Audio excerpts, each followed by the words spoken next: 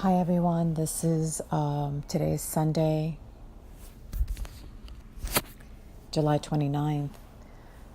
We're approaching Leo season. August is around the corner. There's the eclipses that are having some huge effect on all of us. We have just gone through the lunar eclipse a few days ago, and we're actually now going into a partial solar eclipse in August. So this is the reading for the week. I find it interesting because I threw some cards yesterday and then I was looking at them, and I had so many queens and kings come up in the spread, and I threw them again and here they are again. So let's just see what comes up as I read them. So the first card is the Three of Cups. Usually I ask for the first card to give us a sense of what is the theme of the reading. And the Three of Cups is about union, celebration, but in the sense of friendship, the coming together of people that you're meant to work with, create partnerships with, come together for creative projects. There's a lot of joy in these unions. It's not so much about intimacy and relationships with a counterpart. Start to pay attention to the people that are coming into your life right now. A lot of this cosmic energy is helping us purge old programs, helping us to heal past difficulties and sorrows, grief, anger, resentment, so that we could start to really move into what we're supposed to be doing. So the celebration of the Three Cups is also coming to an understanding of why we're here, what we're meant to do, and start to attract those that we're meant to work with. So the first card that came up after that is the Queen of Wands. This is really telling us that this reading is about this coming month of Leo, the Leo season coming in.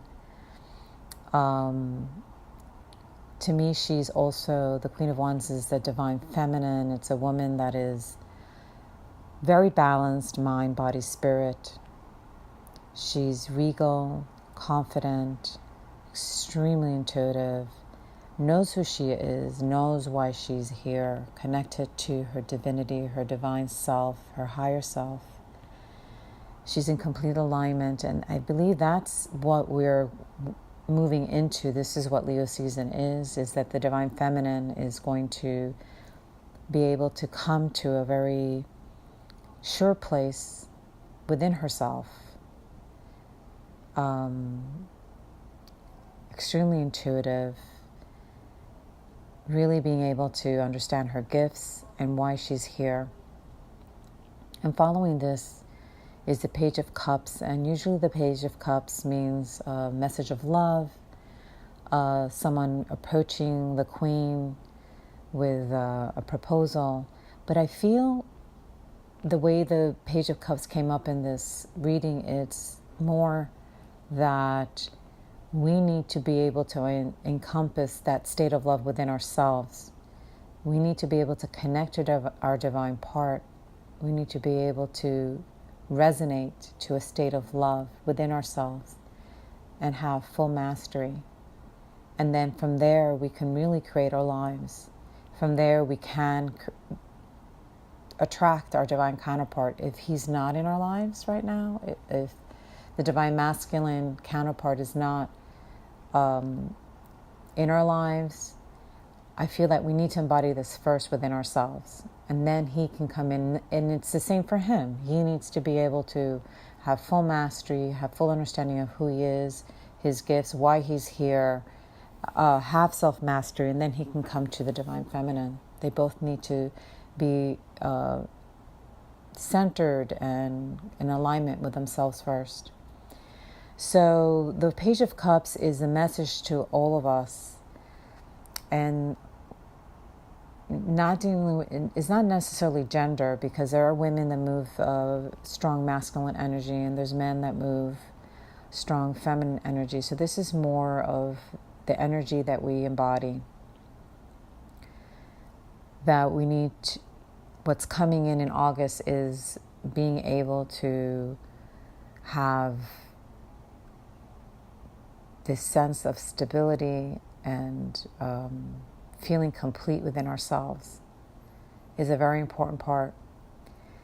Followed by the Four of Swords, it's saying this is a time to rest after a long journey. Lots of us have endured tremendous tower moments. I know that I have. I've had a complete devastation. I've had my tower moment 2.5 years ago, where I lost everything. I lost my husband, all my finances, really had to start over. And it feels like now there's a clear understanding of everything has happened before. And coming to a place where I could rest and understand that everything is in alignment, everything had its reason, and that I'm moving in the right direction. It's asking us to go into our inner world and really reflect and take this time to rest and recover. And then the Two of Pentacles, a lot of us have, I'm talking about myself. Every time I speak in these recordings, I'm really talking about my process. That's why I call these readings tribe readings, because I feel that anyone and everyone who's connected to me, we're mirroring each other. This is a journey that we've gone together.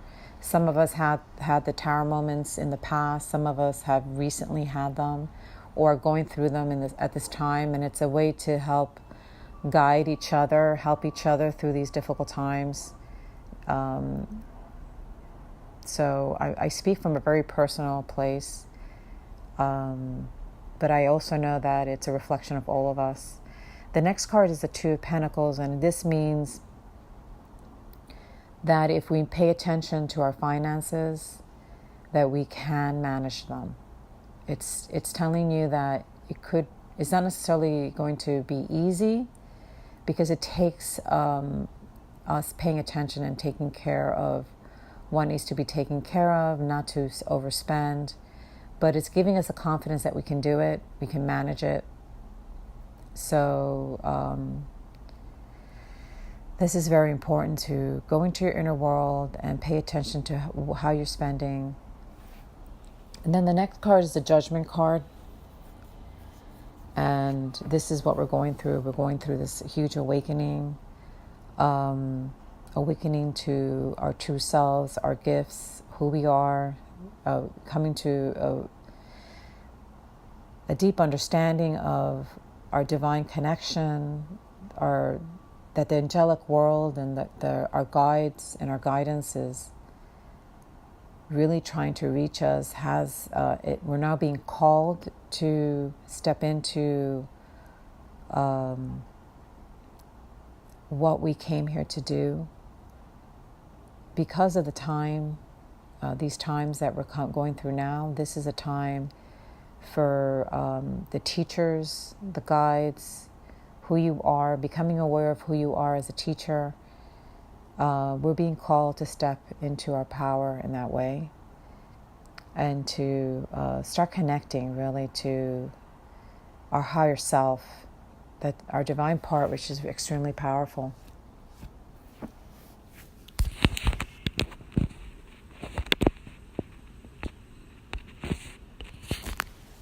Then here we have another queen, the Queen of Swords. She has a really sharp understanding of people, their motivation, why people do what they do. So there's an intelligence about being able to discern what really is happening. We need to have this the Queen of Swords, this energy, because what it's saying is to understand what's really at play and be strong and push forward. She gives us strength, and she gives us clear understanding, which is something that many of us have maybe been under the wrong understanding of the people who have been closest to us. Some people have been true and honest, and sometimes we make excuses for others that really is not necessary now. It's necessary to see people for who they are, what their motivations are, and so that we can come to a safe place, because the next card is the Six of Swords. The Queen is giving us the strength to move to a safe place. The Six of Swords is a family that's been through a lot, a very difficult journey, maybe dealing with grief and sadness. But their turbulent waters are behind us, and we're able to go to safe ground. And this is being assisted by judgment, the higher forces, and angelic guidance, and also the energy of the Queen of Swords. The ambulances outside are chiming in. So we are able to get to safe ground, to just trust that we have the energy to do that. We have the resources to do that. And then this is followed by the Two of Swords. And this usually means that there's a decision we have to make. We're faced with a decision. It might be in relation to, because the next card is a Four of Wands, which is about union with a counterpart. It's about celebration. So it could be that the decision we need to make is in relation to a divine counterpart. And when you look at the Two of Swords, she's indecisive, she's not sure, but she holds the cards. She's able to go into a meditative state, take her time in deciding whether she wants to move towards this divine counterpart or not. It's really important that you take your time, that until you're sure, you don't have to make a decision, that it's okay to allow the uncertainty to remain and to be in contemplative state until you know for sure whether you want to move forward or not into this union with the divine counterpart. If you're already in a relationship, it could be that maybe you need to decide whether you want to stay or go. And then following this is the Six of Cups, which in reverse, which means that again, we might have been seeing someone in the past in a certain way, and we haven't been right about it. It's kind of like maybe now we're able to see clearly if we take our time to make a decision, use the energy of the Queen of Swords and the Queen of Wands of discernment, of really understanding motivation, that maybe that divine counterpart that we were thinking was our guy, or our divine masculine, for instance, is really not. That we need to be open to that, because following this, we have the Two of Wands and the Ten of Cups, which means there is a great partnership coming in, a partnership that's going to allow us to, like he is holding the world, standing on solid ground, on a castle with abundance, with triumph and love on our side.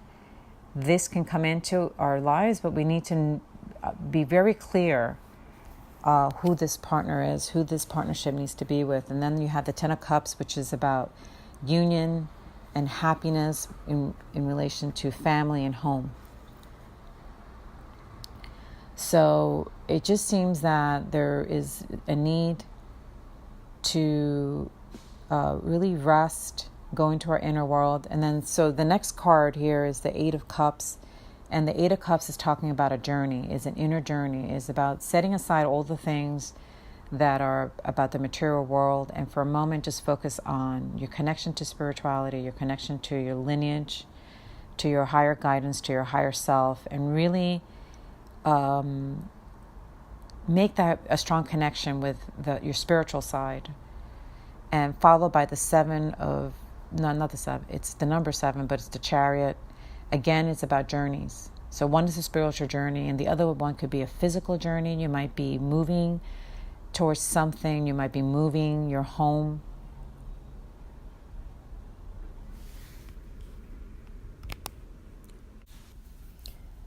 The Chariot also is a kind of energy that comes into a spread when gives us the energy to move forward. The Chariot is celestial, means that there is celestial connection as well, that there is help, higher help, that there is a balance between the dualities, so there is no longer that indecision. Once you are clear on what's at who the players are and what's in front of us and what's at stake, that we could start to move forward and make decisions. The next card is the Four of Pentacles, which is financial stability. So it allows us to move into financial stability, to finally start to improve our finances, start to succeed in our creative projects, in decisions that we've made with career. And what follows is the two kings, the King of Swords and the King of Wands, which is interesting because previous to this, the queens that came up were the Queen of Wands and the Queen of Swords. So I feel like, again, the King of Swords is very similar to the Queen of Swords. He's extremely wise. He provides stability. He's extremely intelligent in terms of helping people, making good decisions. He's a good person to go to if you need counseling or don't have an understanding. So if you can embody the King of Swords, then it's finally getting to the point where you're clear how to move forward. You can start moving into stability, starting to turn your life around.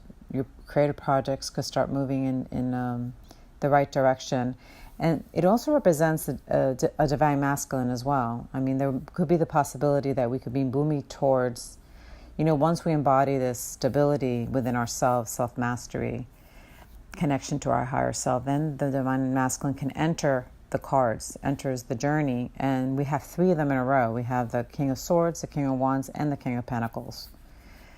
So I feel that this also could represent the divine masculine embodying these qualities of right thinking, finally thinking correctly, being able to make decisions that they weren't able to make before, being able to know their truth and move towards making the changes in their lives that are necessary.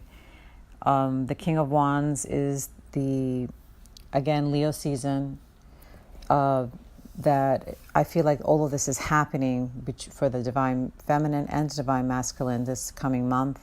But it also is the intuitive man, is the man that is now connected to his hierarchy, his higher guidance. He's intuitive. He's been through a journey and now he has a great understanding.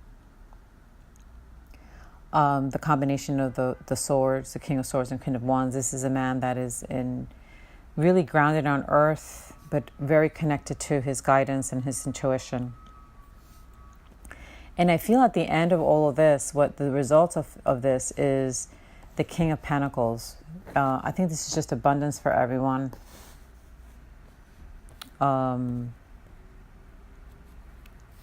He's... if you look at him, he's extremely happy. He has a beautiful castle in the background. There's an earthy feeling. I think it's like a return to the connection to earth. It's being abundant in finances, in happiness, in our connection to spirit, our connection to earth. So if we can do this inner journey and we can have the self-mastery, there's a lot to gain from this. And then the last card is the Ace of Pentacles, which is beautiful beginnings, new beginnings, especially in reference to anything that brings abundance financially, new projects, new partnerships. Many of the divine counterparts getting together in of itself will bring abundance in these partnerships. So it's a very encouraging card to say that we need to start to trust our higher guidance, that we're being guided, and that in looking at the entire spread, that there is a lot of pay attention to the people that are going to be we're going to be meeting this month, in the next several months, that some of these unions are divinely crafted by our higher self. There are synchronicities that are coming because these are people we're meant to work with. That the journey right now is more self-mastery, being able to be in a higher states of positivity and love, to be able to rest within ourselves, to work to assist this process of awakening, and to use the energy of the wands and the swords. We have both the kings and the queens here, in order to understand what is really at play, what is true and what's not true, what is real, what's not real, who is right for us and who isn't. I think there is sometimes a propensity for us to be under the wrong, under illusions of who people are, and we're making decisions. So the Two of Swords was a very important card, I believe, in the spread, that is saying to you, if you're not certain, don't make a move. Stay in a contemplative state until you know for sure. Because if you make the right decisions, you're going to be starting to move into financial stability, into great partnerships, and a lot of happiness in family and home.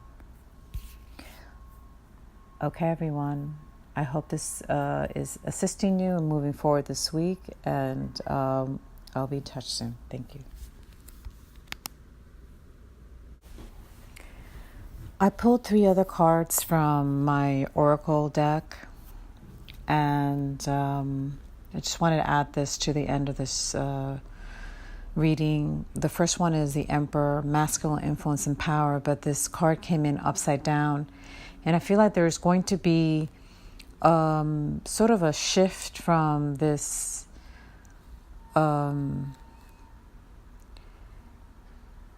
forceful, male-dominated influence that we might be feeling on the world stage. There might be a flipping around of that.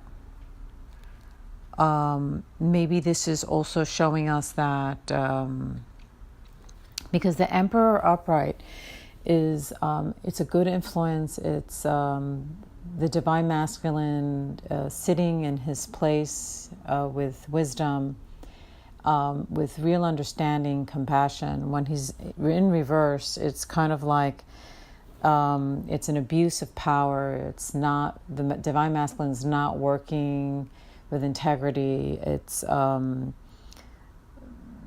abusing his position of power, and so we might be seeing this, like there might be this energy that we're feeling that's happening in the world stage, or if this is your divine masculine that has been moving this kind of energy, that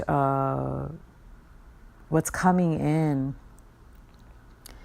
is the star, which is hope, inspiration, nature, is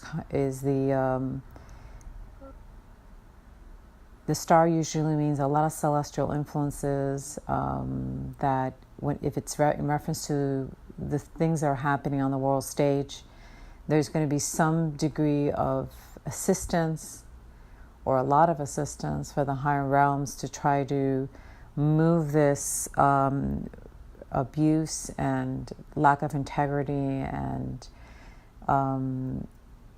motivation that is not coming from the heart, that is not those who are out there that have power, that are not using it for the benefit of others, that there's going to be change, because the next card is that we're going to be releasing the past patterns of abuse, past pattern of people in power not being in life and using their power with integrity.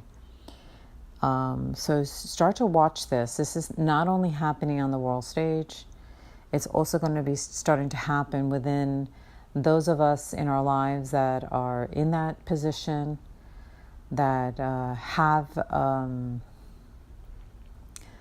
lot of money, a lot of power. There's going to be a reversal. There's going to be a leveling of there's going to be fairness brought back into our lives. It could be that as the divine masculine starts to become more balanced in the way that the cards were showing, where he's seen things for what they are, he's connected to his guidance and his higher self, that he can start releasing those kind of programs and start to move into more compassion, love, making decisions for the right reasons. So I just wanted to add that to the reading. Thank you.